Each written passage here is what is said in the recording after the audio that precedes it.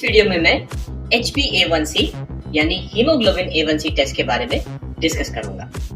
ये video 3 parts में होगा। पहला पार्ट है कि HbA1c टेस्ट आखिर होता क्या है और ये कैसे हमें 3 महीने का औसत शुगर बता देता है। दूसरा पार्ट, ये टेस्ट हम कब करते हैं और HbA1c का नॉर्मल रेंज क्या होता है। और तीसरा और फाइनल पार्ट होगा, क्या इस टेस्ट में भी कुछ कमियां हैं और क्या इससे भी बेहतर तरीका है हमारे पास अपना शुगर जांच करने का। तो ये 3 पार्ट्स में ये वीडियो होगा। इस वीडियो को आखिर तक देखें और अच्छा लगे तो लाइक करें और मेरे चैनल को सब्सक्राइब करें। दोस्तों, HbA1c टेस्ट आखिर होता क्या है। हम सब जानते हैं हमारे ब्लड स्ट्रीम में, हमारे ब्लड में रेड ब्लड सेल होते हैं जिन्हें RBC कहते हैं। इन RBCs के अंदर हीमोग्लोबिन होता है। हीमोग्लोबिन वो प्रोटीन है, पिगमेंट है, जिससे रेड ब्लड सेल को उसका कलर मिलता है। और हीमोग्लोबिन का काम होता है कि हमारे लंग से, हमारे फेफड़ों से ऑक्सीजन को हमारे डिफरेंट बॉडी पार्ट्स तक लेके जाए।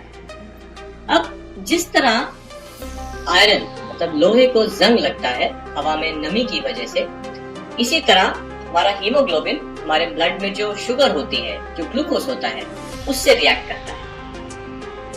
इस रिएक्शन को ग्लाइकेशन या ग्लाइकोसाइलेशन कहते हैं। इसकी वजह से जब हीमोग्लोबिन ग्लूकोज से रिएक्ट करता है तो जो नई चीज बनती है उसे कहते हैं ग्लाइकेटेड हीमोग्लोबिन। उसे ग्लाइकेटेड हीमोग्लोबिन या फिर HbA1c कहते हैं। तो अगर हम ये अंदाजा लगा लें कि कितना ग्लाइकेटेड हीमोग्लोबिन बन गया है, तो उससे हम ब्लड में शुगर कितनी है इस बात का अंदाजा लगा सकते हैं। मतलब अगर ब्लड शुगर हमारा लो है तो थोड़ा बहुत हीमोग्लोबिन ही ग्लाइकेटेड हीमोग्लोबिन बनेगा, HbA1c कम रहेगा। अगर ब्लड में शुगर ज्यादा है तो ज्यादा हीमोग्लोबिन ग्लूकोज से रिएक्ट कर पाएगा, ज्यादा HbA1c, ज्यादा ग्लाइकेटेड हीमोग्लोबिन बन जाएगा। तो अब क्योंकि RBC का मतलब रेड ब्लड सेल का लाइफ स्पैन मतलब उसकी जिंदगी करीब 90 से 120 दिन की होती है, मतलब 3 से 4 महीने की होती है।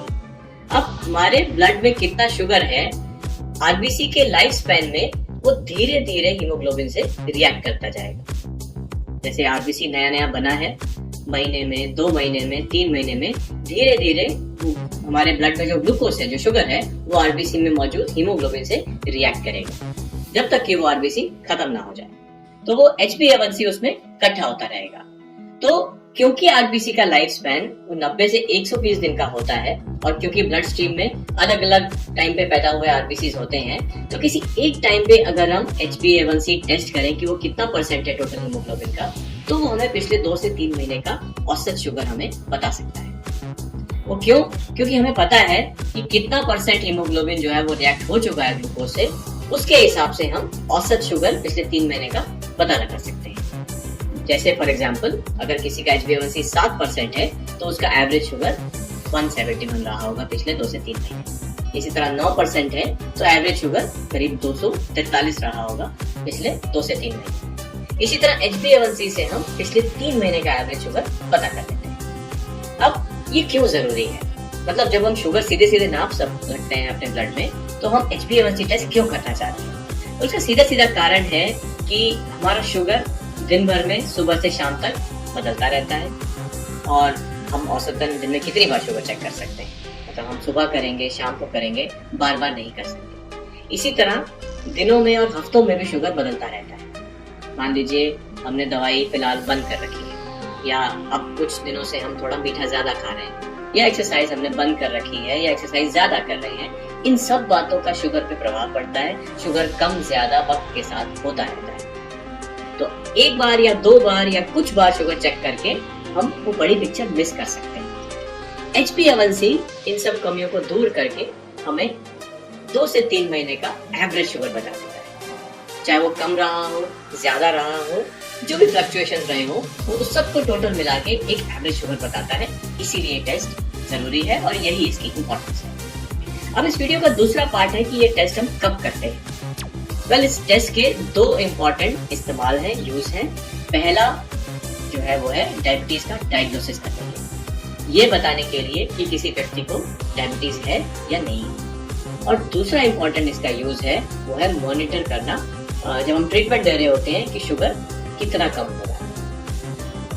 जो डायग्नोसिस है उसमें HbA1c को हम कैसे यूज करते हैं, नॉर्मल HbA1c 5.7 से कम होता है और डायबिटीज तब कहते हैं जब वो 6.5 या उससे ज्यादा हो। इसके बीच का जो वैल्यू है 5.7 से 6.4 तक उसे प्री डायबिटीज कहते हैं। मतलब अभी डायबिटीज हुआ नहीं है लेकिन होने की कगार पे है। अगर कुछ बातों का ध्यान रखें तो हम डायबिटीज होने से इस स्थिति में रोक सकते हैं। इसी तरह जब HbA1c 6.5 या उससे ज्यादा हो जाए तब मतलब डायबिटीज हो गया है। अब अगला सवाल ये पैदा होता है कि 6.5 वाली वैल्यू हमने कैसे तय करी, मतलब ये 6.5 ही क्यों है जिसके बाद हम डायबिटीज कहते हैं, 7 के बाद क्यों नहीं कहते, 8 के बाद क्यों नहीं कहते। ये ऐसे ही तय नहीं की गई है, इसके पीछे बहुत सॉलिड साइंटिफिक एविडेंस है और वो एविडेंस हमें ये बताता है कि जैसे ही HbA1c 6.5 से ऊपर जाना शुरू होता है वैसे वैसे डायबिटीज से संबंधित कॉम्प्लिकेशंस की शुरुआत होती है।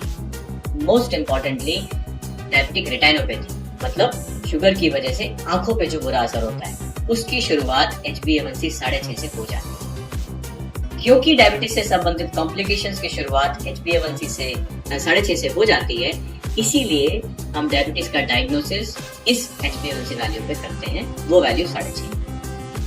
तो पहला तो HbA1c का यूज हो गया डायबिटीज की डायग्नोसिस के लिए। इसका दूसरा इंपॉर्टेंट यूज है हमारे डायबिटीज के ट्रीटमेंट से हमें कितना शुगर हम मैनेज कर पा रहे हैं उसके रिस्पॉन्स को मॉनिटर करने के लिए। इस चीज के लिए HbA1c गोल्ड स्टैंडर्ड टेस्ट है। डायबिटीज के ट्रीटमेंट के रिस्पॉन्स को मॉनिटर करने के लिए HbA1c is the gold standard test. क्यों गोल्ड स्टैंडर्ड है? क्योंकि HbA1c कम करने से हमारे पास ऐसे बहुत सारे इंटरनेशनल वर्ल्ड वाइड स्टडीज हैं जो बताती हैं कि HbA1c कम करने से हमारे डायबिटीज से संबंधित कॉम्प्लिकेशंस कम होते हैं। क्या टारगेट होता है ज्यादातर लोगों में? ज्यादातर लोगों में HbA1c का टारगेट हम 7 से कम रखते हैं। सभी में नहीं, ज्यादातर लोग। कुछ लोगों में जैसे जो वृद्ध होते हैं, जिनकी उम्र ज्यादा है या जिनको हार्ट की किडनी की दिक्कत है या और कुछ साथ में कोमोर्बिडिटीज हैं, तब हम थोड़ा टारगेट रिलैक्स भी कर सकते हैं। HbA1c हम 7.5, 8, 8.5 तक भी टारगेट रख सकते हैं। कोई व्यक्ति यदि कम उम्र का है और उसको कोई और साथ में दिक्कत नहीं है, अदरवाइज हेल्दी है, तो HbA1c का टारगेट हम 6.5 भी रख सकते हैं। बट ज्यादातर लोगों में जो इंटरनेशनल ग्लोबली रिकमेंडेड टारगेट है वो है HbA1c 7 से कम मेंटेन करना। सो HbA1c के दो यूज हैं, पहला डायबिटीज की डायग्नोसिस और दूसरा उसके ट्रीटमेंट के रिस्पॉन्स को मॉनिटर करने के लिए कि शुगर हम कितना मेंटेन कर पा रहे हैं। अब तीसरा और फाइनल पार्ट इस वीडियो का ये है कि क्या वाकई HbA1c टेस्ट में भी कुछ कमियां हैं और वो क्या कमियां हैं? वेल, कमी ये है कि कुछ एक ऐसी कंडीशन होती हैं जिसमें HbA1c शुगर ज्यादा न होने के बावजूद भी ज्यादा आता है। इसी तरह कुछ ऐसी कंडीशन होती हैं जिसमें शुगर ज्यादा होते हुए भी HbA1c ज्यादा नहीं आता। और एक बहुत इंपॉर्टेंट कमी ये है कि HbA1c हमें हाइपोग्लाइसीमिया के बारे में नहीं बताता। अगर किसी की शुगर बहुत ज्यादा कम हो रही है दिन भर में कभी भी, HbA1c उसके बारे में हमें नहीं बताएगा, वो तो सिर्फ पिछले 3 महीने का औसत हमें बता देगा। हाइपोग्लाइसीमिया खास तौर पे उन लोगों में ज्यादा होता है जो इंसुलिन ले रहे होते हैं। उन लोगों में खाली HbA1c अगर हम करें और दिन भर की शुगर चेक ना करें या कभी कभी रात में चेक ना करें तो हाइपोग्लाइसीमिया को हम मिस कर देंगे। ये एक बहुत इंपॉर्टेंट ड्रॉबैक है HbA1c टेस्ट का। इसको सरकमवेंट करने के लिए जो नई चीज आजकल हमारे पास है उसे कहते हैं CGMS, मतलब कंटिन्यूअस ग्लूकोज मॉनिटरिंग सिस्टम। ये एक चिप के जैसा होता है जो हमारी बाजू पे या थाई पे लग सकता है और ये हर 15-15 मिनट में शुगर रिकॉर्ड करता है पूरे 24 घंटे का। और इसी तरह कोई CGMS 7 दिन के होते हैं, कोई 10 दिन, कोई 14 दिन। तो 7 से 14 दिन का हमें पूरा हर 15 मिनट का ग्राफ ये बना के दे सकता है। इससे हमें एक वैल्यू मिलती है जिसे TIR बोलते हैं, टाइम इन मिनट। वो मैं अपने अगले वीडियो में डिस्कस करूंगा। सो CGMS HbA1c का एक इम्प्रूवमेंट हो सकता है इस रिगार्ड में कि ये हमें हाइपोग्लाइसीमिया में भी साथ साथ बताते हैं। तो दोस्तों, ये वीडियो इतना ही। थैंक यू फॉर वॉचिंग और मेरे चैनल को प्लीज सब्सक्राइब कीजिए। अगर वीडियो अच्छा लगा तो इसको लाइक करें और प्लीज शेयर करें। Thank you.